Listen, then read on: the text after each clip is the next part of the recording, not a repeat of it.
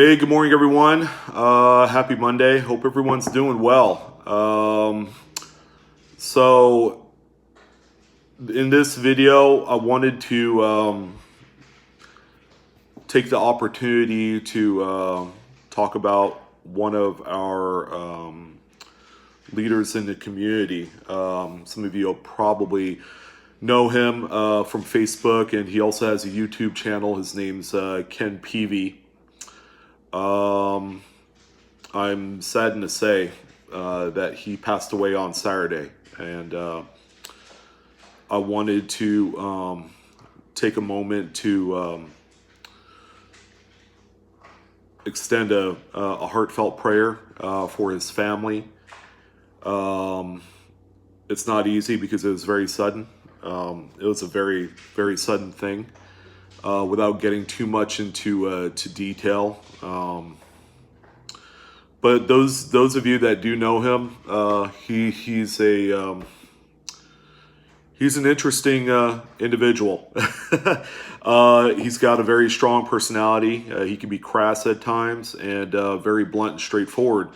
And I'll be honest, it was kind of refreshing. You just don't see that in this hobby where, you just come out and say that, hey, you got what you got. It is what it is. His expert field area within numismatics has been errors and varieties and how they're made, and his overall presentation work through not only his YouTube channel, which for support for the family and for his legacy. I'll throw in the link in the video. But he knew his stuff, and he was taken too soon, and he was actually one of the people within this group, Live Coin Q&A, that I wanted to work with closely, and that's why I am a full-time member of the panel that does weekly podcasts.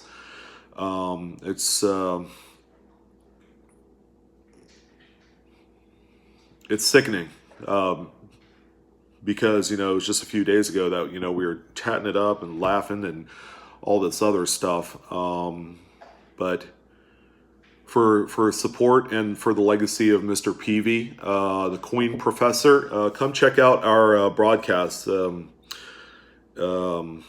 And what I'll do is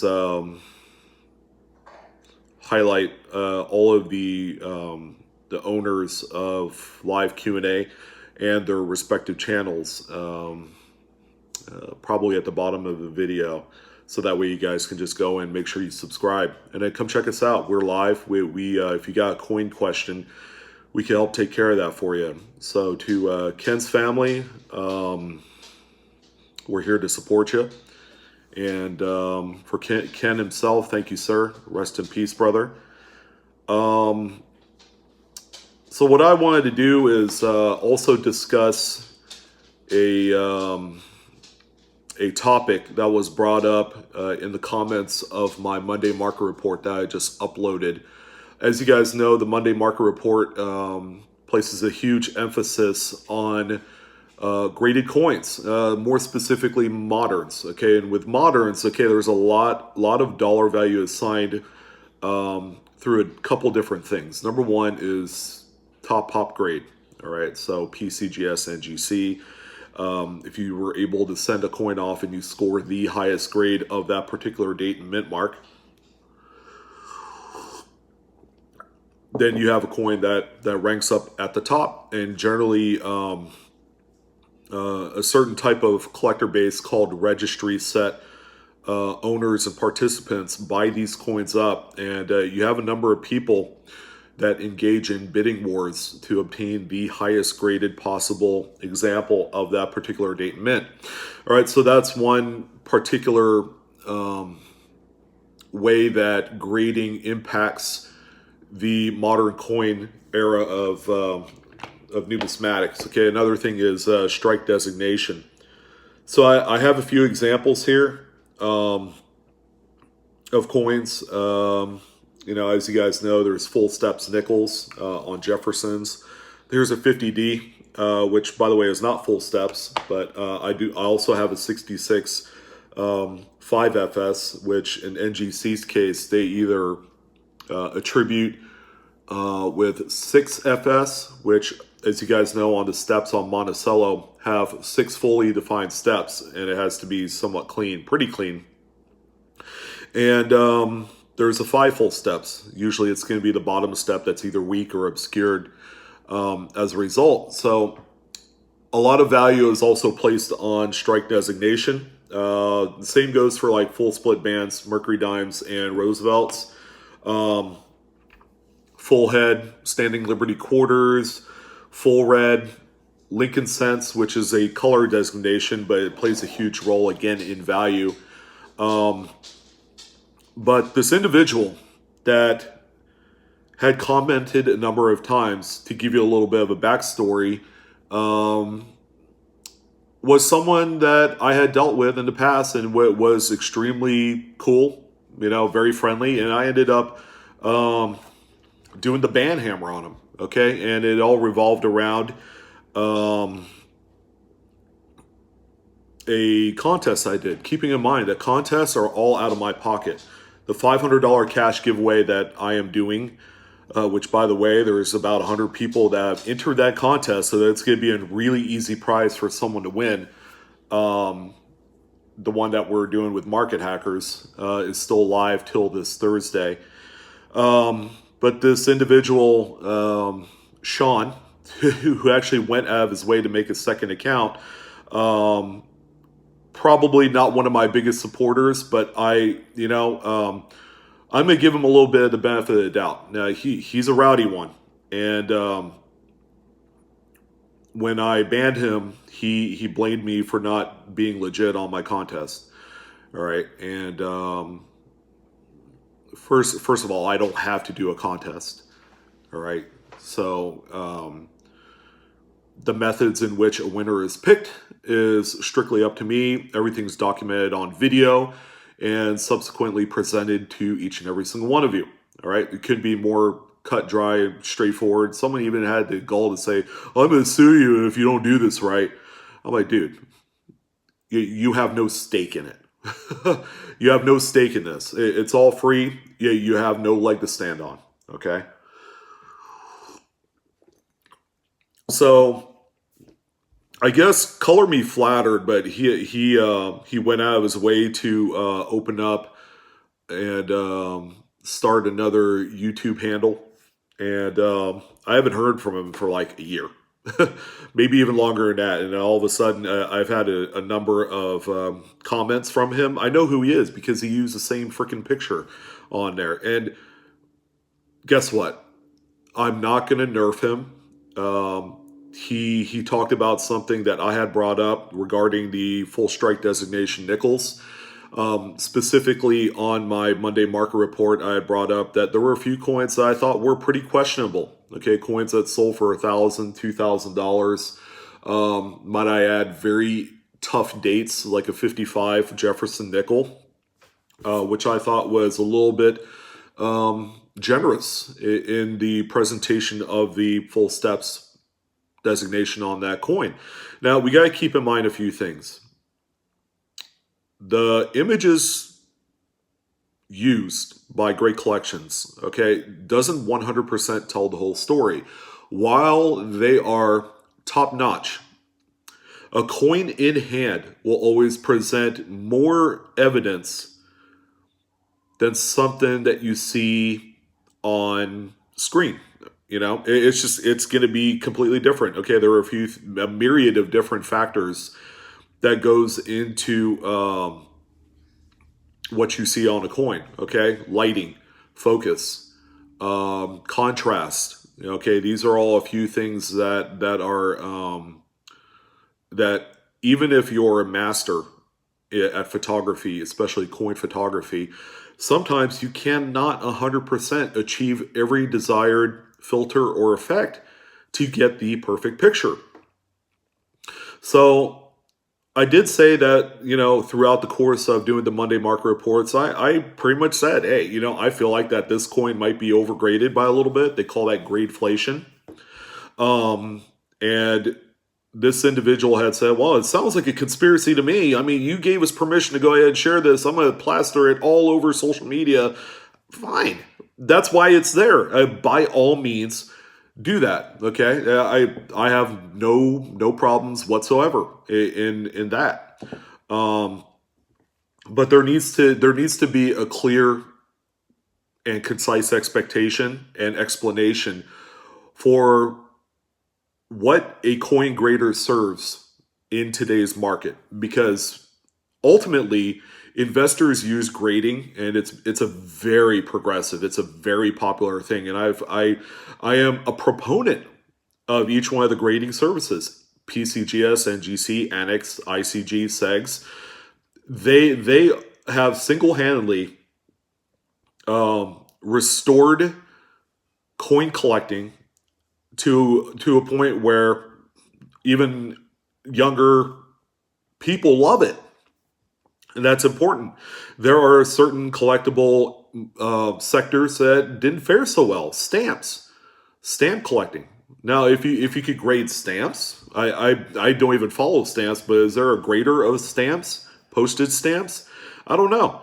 But stamps have virtually died off, and I know of 2 dealers in the entire United States that still wheels and deals with collectible stamps, postage stamps. So coin graders have single-handedly saved a hobby. All right, and we can't lose sight of the fact that they have been instrumental in doing so. Even if a lot of you don't participate in coin grading, especially specifically sending it out, going through the whole rigmarole, but there has been a huge emphasis on modern coin grading because of the sheer possibilities of being able to grade a coin that is like 10, 15, 20 years old and selling it for $2,000. Okay, and again, the huge market revolves around the registry set. Without the registry set, which by the way is hosted by the coin grading companies, PCGS and NGC specifically, have yet again injected a new sector in collecting where millions of dollars continuously funnels into modern coin grading. All right, you can't hate the player, you can't hate the game at all. In this case, they are simply making coin grading at all facets and aspects, whether it's old, new, Civil War tokens, pennies, silver. Silver bullion has even gotten a huge following from graded examples. You gotta respect what they are doing, okay? Now, his big thing is people are getting screwed when people, A, buy the coins on like great collections or heritage auctions, which they felt like, or maybe I felt like, is overgraded, all right? But there are certain dates that you have to give just a slight curve to because of the unavailability of full strike examples. All right. So, and I'm okay with that. Okay. Without going way too far. Okay. Some of the coins that have graded full steps or full split bands, there have been a few examples which were marginal. Okay. When I'm talking marginal, it's like a scale and it's 50-50. It could go either way. So it's not like one is so blatantly, obviously bad grade wise that it deserves, that's less than like 0.5%. Okay, I've probably seen 1 or 2 coins in my lifetime of the last 10 years of doing YouTube where that was the case. So are you truly screwed if you buy the coin even though it's been overgraded because maybe a step isn't as complete or 2 steps isn't as complete as it should be? No, because guess what? The coin is still encapsulated in the PCGS holder, right guys? If it's still in the holder, it's very liquid. You could take this 2 years down the road, resubmit it, consign it with Heritage Auctions. As long as you don't crack it out and the pops stay low, your value is guaranteed. Now, I've always said that modern coins, graded wise, is not sustainable. It just is across the board. Okay, that's not just full steps. That's not full red, Lincolns. It's just like bam, bam, bam. It's like mid-state 67 plus, 98 Washington quarter, or mid-state 68 blah blah blah, or whatever the case is. It's not sustainable in the long run. If someone had come to me and say, hey, would you invest in these coins long term, like 10, 15 years? No, absolutely not. History has suggested that a lot of these coins, as soon as the next top pop arrives for a specific date, it just decimates the value of all the other coins. That coin that 64 Lincoln cent that you paid $8,000 8 years ago is now worth about $1,500. Okay, so is it sustainable? Hell no, isn't. Where the real money lies is in your classics. Um, to this day, I there are certain coin series which I am actively pursuing. Notably, Old Charlotte and Dahlonega Mint Gold from either the dollar, quarter eagle, or half eagle, and they're not cheap, but they are sure as heck sustainable. If you are going to invest in any coin, those coins problem free and like VF30, VF35, XF40 are safe, surefire investments that will only gain value in time. Okay, some of these moderns, okay, this one's not even full steps, all right, but if you had a full steps 50D nickel, which was the strike were hammered on a lot of them, I wouldn't even touch that with a 10-foot pole. Okay, if I had the opportunity to buy a mid-state 68 full steps 50D for $6,000, I wouldn't touch it, even if it is a pop one. All right, it's just it goes against my beliefs because I like to safeguard my money. All right, we have an Amazon store. We safeguard everything there, and I'm getting into foreign exchange investing right now.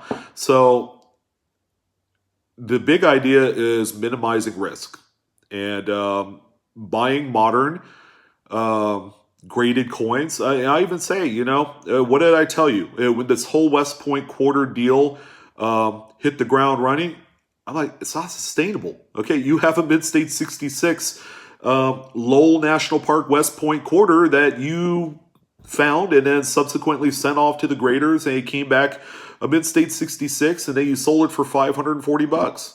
Well, wait, that sounds like the very first West Point quarter that I helped sell. Oh yeah. What's that coin worth today? $75, $100. Guys, it really isn't sustainable. As you can see, if you were going to do any sort of long-term investing, I highly recommend, diversify.